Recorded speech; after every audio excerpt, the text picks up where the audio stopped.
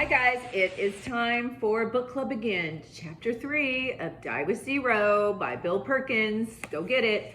Thank you, Bud Wilson, for introducing me to this book.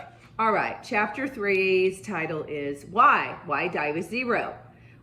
Because we clearly are not told that by our parents or by most of culture here in America, right?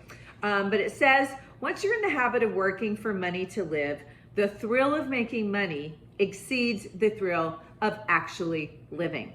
And I know I have been caught up in that where I had a goal and I'm just like, I've got to grind out, 3 more deals before the end of the year. Everybody else is going to holiday parties and I'm still making phone calls. I'm trying to go on appointments. I am not probably really living life.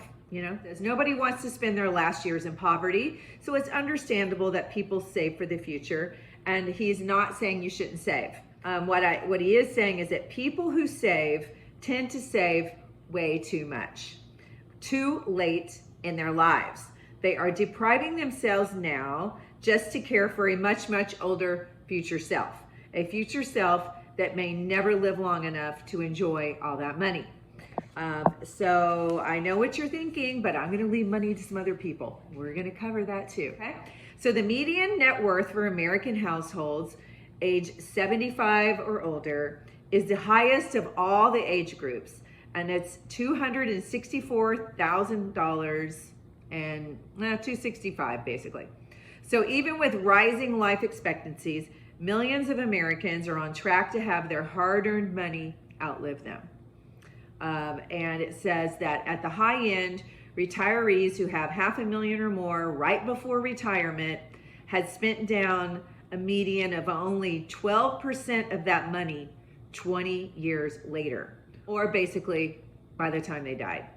That's more than they had 88% of their money left over, which means that a person retiring at 65 with $500,000 still has more than $440,000 left at age 85. Now, that was a shocking number to me because we're all being told how expensive healthcare is. It's going to keep getting more expensive. So I think I'm always preparing for a catastrophe. But he's also going to talk about, when you do have catastrophe, is it really worth it to spend $500,000 to prolong your life for another 3 months, or should you take that are you going to wish on your deathbed you had taken that $500,000 and really had some good times with it when you were able? He said, experts in retirement planning even have some lingo for this consumption pattern. It's called the go-go years when you first retire, the slow-go years, and then the no-go years. The idea is that when you're first retired, you're raring to have all those experiences you've been putting off. And then, and so obviously those are your go-go years. Later on, typically in your 70s, you begin to slow down. You have to cross things off your list because you just aren't healthy enough to be able to do them anymore. And then when you're in your 80s or beyond, this is generally when you just don't leave home a whole lot. There's not a whole lot of go left at all, is how he says it. And with 2 parents who are in their 80s, I will say that I have seen that. My dad would love to travel. My mother cannot, and will not. And so thus my father stays at home. Precautionary saving. Okay, because we do have a lot of people who say, well, like I just talked about, all those medical expenses. It says you can't pay your way out of a high-priced end-of-life medical care. Since uninsured medical care is so expensive, it won't make any real difference for the vast majority of us whether we save for it or we don't. Either the government will pay for it or you will die.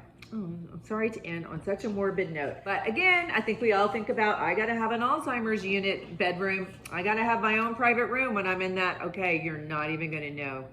You're not going to enjoy it. So next week, we're going to go chapter 4, and it's going to be how to spend your money without actually hitting zero before you die. So he has some tools to show you how to start planning for how to start spending some money on the right things. So I would love to hear from you. What did you get out of this one today? Ask me some questions. I say get the book. This guy's got some really good answers. But weren't some of those stats shocking to you? They really were shocking to me. Okay, talk to you soon.